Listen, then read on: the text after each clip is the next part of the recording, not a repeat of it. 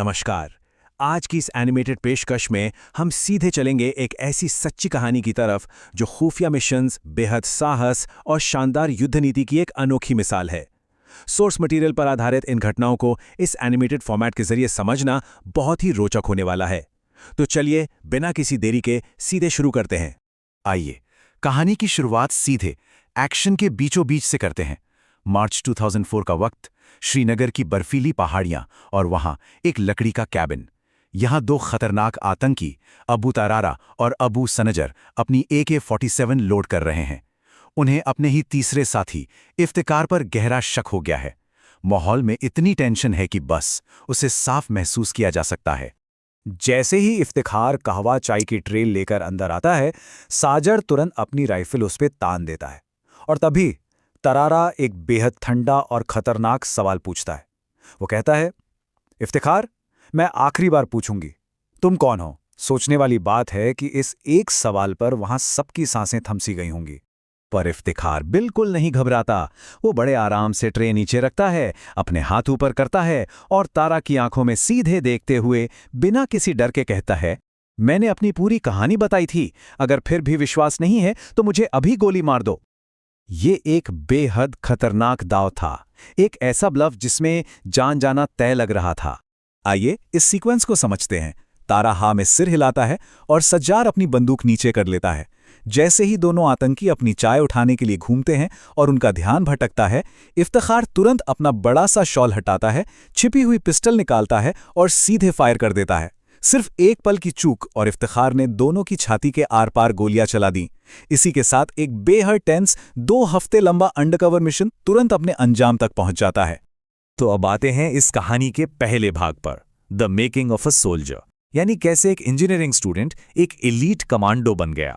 सोच से पता चलता है कि ये बंद इफ्तिखार दरअसल कोई और नहीं बल्कि एलीट 1 पैरास्पेशल फोर्सेस के मेजर मोहित शर्मा थे। अब यहाँ सबसे दिलचस्प बात यह है कि सेना का मेडिकल एग्जाम पास करने के लिए उन्हें क्या कुछ नहीं करना पड़ा। उनका वजन कट ऑफ से 8 किलो कम था। उन्होंने अपनी बेहद मजबूत फिजिकल विल पावर दिखाई, रोजाना 2 से 3 लीटर दूध पिया, हाई प्रोटीन डाइट ली और दर्जन भर केले खाई। नतीजा, उन्होंने ठीक 4 हफ्ते में 8 किलो वजन बढ़ाया और मेडिकल क्लियर कर लिया। ये सच में हैरान करने वाला आंकड़ा है। उनकी ये तेजी से बढ़ती हुई मिलिट्री जर्नी इस टाइमलाइन में बिल्कुल साफ दिखती है। 1995 में NDA क्लियर करने से लेकर 1999 में 5th बटालियन मद्रास रेजिमेंट में कमीशन होने तक। फिर 2001 में ऑपरेशन पराक्रम के दौरान उन्होंने अपनी बहादुरी साबित की और chief of army staff commendation जीता।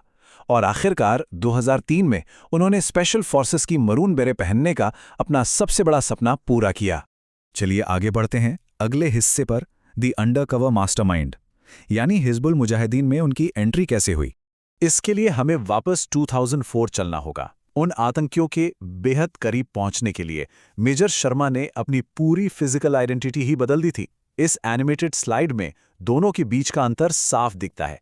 एक तरफ एलीट आर्मी कमांडो और दूसरी तरफ लंबे बाल और दाढ़ी वाले इफ्तिखार भट्ट। उन्होंने एक बेहद खतरनाक नकली पहचान बनाई और एक मजबूत बैकग्राउंड कहानी जोड़ी कि आर्मी के एनकाउंटर में उनका भाई मारा गया है और वो हर हाल में बदला लेना चाहते हैं।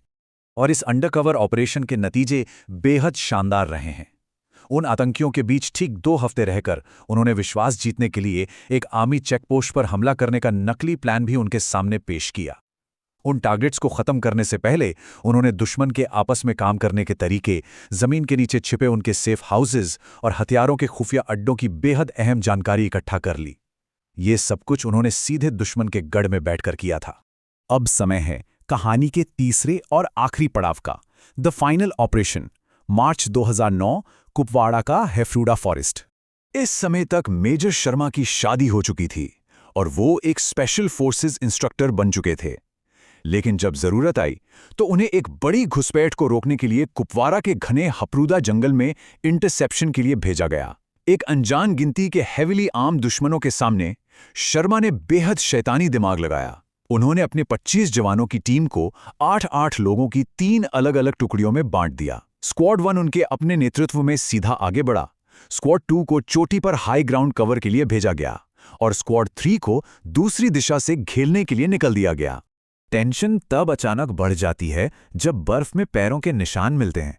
लेकिन ये निशान आम नहीं थे, ये सिर्फ एक सिंगल लाइन में थे। इसका सीधा सा मतलब था कि आगे बेहद हाईली ट्रेन्ड फाइटर्स हैं जो अपनी संख्या छिपाने के लिए ठीक अपने लीडर के कदमों के निशान पर ही पैर रखकर आगे बढ़ रहे हैं। तभी अचानक दुश्मन एक ऊंचाई वाली जगह से आधा घेरा बनाकर भारी फायरिंग शुरू कर देता है। इस खतरनाक एम्बुश में शर्मा की बाजू पर गोली लगती है। हविलदार राजीव तुरंत कहते हैं, सर पहले आप कवर ले लीजिए, मैं इन्हें रोकता हूं। पर मेजर शर्मा का जज्बा सच में काबिले तारीफ था। वो सीधे इनकार कर देते हैं और कहते हैं, नहीं नहीं, तुम जाओ, मैं बाद में आऊंगा। और यहां एक बेहद अहम पल आता है। जब उनकी टुकड़ी का ग्रेनेडियर बुरी तरह जख्मी हो जाता है तो मेजर शर्मा खुद उस मल्टी ग्रेनेड लॉन्चर को उठा लेते हैं और लगातार बैक टू बैक पूरे 6 एक्सप्लोजिव राउंड सीधे दुश्मन की तरफ फायर कर देते हैं। उस एक जवाबी हमले का असर इतना खतरनाक था कि आतंकियों के हमले की धार वहीं टूट गई। ठीक 4 हेविली आर्म्ड आतंकी तुरंत ढेर हो गए और दुश्मन का पूरा मोमेंटम वहीं बिखर गया। लेकिन फायरिंग थोड़ी रुकने पर जब मेजर शर्मा कवर लेने के लिए भागे, तभी एक और गोली उनकी बुलेट प्रूफ जैकेट के कमजोर हिस्से से होते हुए उनके शरीर के पार निकल गई।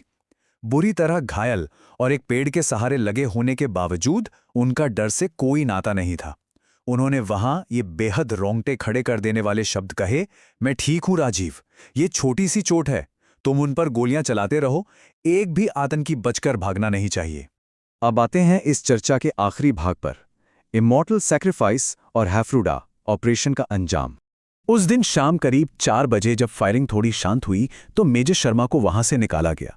पर अफसोस, बेहद खून बह जाने की वजह से अगली सुबह उन्होंने अपनी आखिरी सांस ली। सोर्स डेटा बताता है कि हैफ्रूडा ऑपरेशन की ये भयंकर लड़ाई पूरे 5 दिनों तक चली। आखिरकार सभी 12 हाईली ट्रेन्ड घुसपैठियों को मार गिराया गया, पर इसकी एक बहुत बड़ी कीमत चुकानी पड़ी। इसमें हमारे 7 जवान शहीद हुए, जिसमें 31 साल के मेजर मोहित शर्मा भी शामिल थे। साल 2004 की उस अद्भुत अंडरकवर कामयाबी और 2009 में अपने साथियों के लिए दी गई इस सर्वोच्च कुर्बानी के लिए मेजर शर्मा को मरणोपरांत देश के सबसे बड़े शांतिकाल सम्मान अशोक चक्र से नवाजा गया। ये सम्मान अत्यधिक साहस, बहादुरी और आत्म बलिदान का सबसे ऊंचा प्रतीक है। इस एनिमेटेड विश्लेषण के अंत में मेजर मोहित शर्मा के इस असाधारण सफर को देख के दिल और दिमाग में बस एक ही बड़ा सवाल घूमता है, जिन लोगों से हम कभी मिलेंगे भी नहीं, आखिर उनकी सुरक्षा के लिए हम अपना कितना कुछ बलिदान करने को तैयार हो सकते हैं। ये सच में फर्ज और शांति की असली कीमत के बारे में सोचने पर मजबूर कर देता है।